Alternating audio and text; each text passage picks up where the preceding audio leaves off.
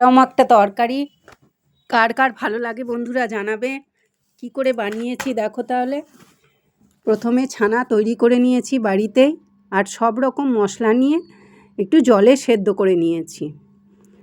মশলাগুলো একটু ভাপিয়ে নিয়ে সেটা ঠান্ডা করে বাটবো। ছানার ওপর সব রকম গুঁড়ো মশলা দিয়ে ভালোভাবে মাখিয়ে, আর 1 চামচ ময়দা গুঁড়ো দিয়ে মাখিয়ে ওটা বড়ার আকারে গড়ে নিয়েছি। বড়াগুলো ভালো করে সাদা তেলে লাল করে ভেজে তুলে রেখে মশলাটা বেটে নিয়েছি। তার মধ্যেই 2 চামচ দই দিয়ে বেটে নিয়ে তেলের ওপর গরম মশলা, গোটা গরম মশলা, লঙ্কা, তেজপাতা দিয়ে মশলাটা দিয়ে তার উপরে আবার হলুদ, লবণ, মিষ্টি, লঙ্কা গুঁড়ো সব দিয়ে ভালোভাবে কষে কিছুটা ঘি কষে একটু জল গরম দিয়ে দিলাম।